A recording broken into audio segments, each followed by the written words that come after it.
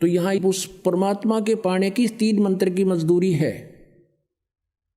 और उससे वो भगवान प्राप्त होगा। तो गीता जी अध्याय नंबर 8 के श्लोक नंबर 5 और 8 के श्लोक नंबर 3 में कहा कि वो परम अक्षर ब्रह्म है, जिसको पहचानने जानने के बाद ये संसार की किसी वस्तु की डिमांड नहीं करता, केवल जरा यानी बुढ़ापे से और मरण माने मृत्यु से छूटने का प्रयत्न करता है। वो उस परम पद को पाने की चेष्टा करता। 15वें अध्याय के 4 श्लोक में कहा है, जहाँ जाने के बाद परमेश्वर के उस परम पद की खोज करनी चाहिए, जहाँ जाने के बाद साधक लौट कर फिर कभी जन्म मृत्यु में नहीं आते।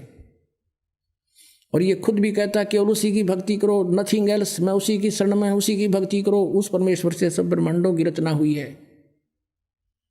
गीता जी अध्याय नंबर 8 के श्लोक नंबर 5 और 7 में ये कहता है, मेरी भक्ति कर, मुझे ही प्राप्त होगा। युद्ध भी करना पड़ेगा, यह शांति नहीं है। गीता जी अध्याय नंबर 18 के श्लोक नंबर 62 में कहा कि यदि तुझे परम शांति को प्राप्त करना है तो उस परमेश्वर की शरण में जा, उसकी कृपा से तू सनातन परम धाम में चला जाएगा, जहां जाने के बाद फिर लौटकर कभी नहीं आएगा।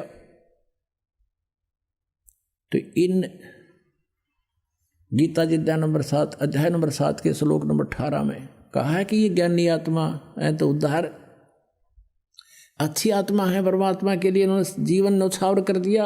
लेकिन ये युक्त आत्मा आस्थित है माम एवं अनुतमाम गतिम, ये मेरे वाली अनुतम गति में ही, घटिया साधना में ही आस्थित रहे।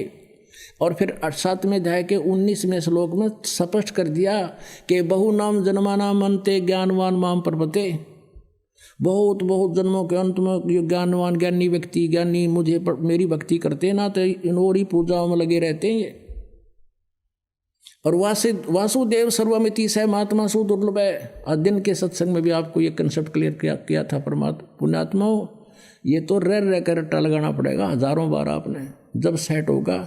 हमने इस अज्ञान को सुनते हजारों वर्ष लाखों वर्ष बीत गए, और जब से जन्म हुआ था वो घिसी पिटी बातें हम सुनते आ रहे थे, हमारा पक्की जच गई थी ब्रह्मा विष्णु महेश फाइनल गॉड है। अब बार बार इसको सुनेंगे सच्चाई को तो फिर हमारे हृदय में सत्य जच जाएगी कि सचमुच भगवान तो यो है, ये है। अब 7वें अध्याय के 19वें श्लोक में कहा है कि बहुनाम जन्मानाम अंते ज्ञानी ज्ञानवान माम प्रपते, बहुत बहुत जन्मों को किसी अंत के जन्म में कोई पुण्यात्मा ज्ञानी आत्मा मेरी भक्ति करते ना तो और असाधना में अपना जीवन व्यर्थ करते हैं। फिर उसकी दूसरी पंक्ति में 19वें श्लोक में 7वें अध्याय में कहा कि वासुदेव सर्वमिति स महात्मा सुदुर्लभ है। ये बताने वाला वासुदेव माने कुल मालिक, सबके ऊपर जिसके अधिकार है, पूर्ण परमात्मा, कंप्लीट गॉड, वो सच्चिदानंद घन ब्रह्म ही सब कुछ है। वासुदेव माने सच्चिदानंद घन ब्रह्म समझो, जो जिसकी सबके ऊपर प्रभुता है। श्री कृष्ण जी वासुदेव नहीं, श्री विष्णु जी वासुदेव नहीं। वासुदेव माने सबके ऊपर जिस भगवान की कंट्रोल हो, सबका मालिक हो। ब्रह्मा विष्णु महेश, रजगुण ब्रह्मा, सतगुण विष्णु, तमगुण शिव जी, केवल एक इसमें ब्रह्मांड में एक एक विभाग के मंत्री हैं। ये कंप्लीट गॉड नहीं, वासुदेव नहीं है। इनका पिता केवल एक ब्रह्मांड में और 21 ब्रह्मांडों में ऐसे ही एक मुख्यमंत्री का रोल करता है। ये कंप्लीट गॉड नहीं है, ये वासुदेव नहीं है। अक्षर पुरुष जो गीता जी अध्याय नंबर 15 के श्लोक 16 और 17 में कहा, ये 3 पुरुष बताए, अक्षर पुरुष, सर पुरुष, और उनसे न्यारा 17वें श्लोक में कहा कि उत्तम पुरुष है तो अन्य, वो परम अक्षर ब्रह्म है। वो ये अक्षर पुरुष 7 संग ब्रह्मांड का स्वामी है। ये कंप्लीट गॉड नहीं है और ओवरऑल कंट्रोलर नहीं है, सबके ऊपर ये वासुदेव नहीं है। और परम अक्षर ब्रह्म ये है वो वासुदेव, ये वो कंप्लीट गॉड कबीर देव, यही पाप नाशक है, यही पूर्ण मोक्षदायक है। इसका स्थान जो सतलोक है वो शाश्वत स्थान है। कहते हैं ये बताने वाला कि वो वासुदेव सर्वम, वो सब कुछ है, स महात्मा सुदुर्लभ है।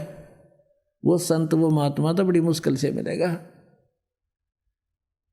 अब गीता ज्ञानदाता अपनी 7वें अध्याय के 18वें श्लोक में अपनी गति को ओम से मिलने वाली परम गति भी व्यर्थ बताई, जो 8वें अध्याय के 13वें श्लोक में जिसमें कहता है कि मेरी ओम नाम है और उससे जो परम गति होती है, और मेरी परम गति है जो उससे गति होती है, जो उससे लाभ होता है। इसलिए बताई कि एक चुनक नाम के ऋषि थे, हजारों वर्षों तक उन्होंने ओम नाम का जाप किया, और साथ में ब्रह्मा जी से प्राप्त श्लोक वेद काल द्वारा दिया हुआ यह हठ योग। जब ब्रह्मा जी कमल के फूल पर बैठे थे, आकाशवाणी कर दी काल ने, ब्रह्म ने, कि तप करो तप करो। इसने 1000 वर्ष तक तप किया। फिर कहा सृष्टि करो, इसमें सिद्धियाँ प्राप्त कर ली, रिमोट अपने हाथ में, सारा कुछ हमारे से ऐसे कराता है। ब्रह्मा जी ने सोचा ये भगवान की आकाशवाणी है, तब करना। बाद में वेद मिले उसको, वेदों में केवल ओम नाम एक अकेला, वेदों से तो ओम नाम ले लिया, आकाशवाणी हठयोग काल का ले लिया, दोनों की खिचड़ी बनाकर साधना करने लग गए। जबकि गीता जी अध्याय 17 के 5 और 6 श्लोक में कहा कि जो शास्त्र विधि को त्याग के मनमाना हट करते हैं, साधना करते हैं, ये दुष्ट व्यक्ति हैं और ये मुझे भी क्रस करते हैं, इनको घोर नरक में ठोकूंगा। किसी भी संत ने देख लो जिन्होंने भगवान मिला, किसी ने हठ योग नहीं किया। गरीबदास जी किसान थे, जाट थे, खेती करते थे, हल जोतते थे, बाल बच्चेदार थे।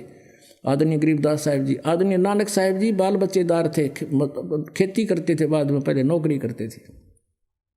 किसी भी संत को देख लो, बात ये नहीं है कि ब्याह करवा कर, नहीं, दादू साहब थे उन्हें शादी नहीं करवाई, लेकिन वो कर्म योगी थे और हठ योग नहीं करते थे, अपना सिंपल साधना करते थे। तो ऐसे ही कहने का भाव ये है कि जो साधना है वो बिल्कुल सही है, और जिन संतों ने की वो ये हठ योग नहीं है उसमें। तो इन ऋषियों ने वो खिचड़ी ज्ञान से ओम का जाप किया और हठ योग किया, हजारों वर्षों तक साधना की, उसे सिद्धियाँ आ गई रिमोट काल के हाथ में।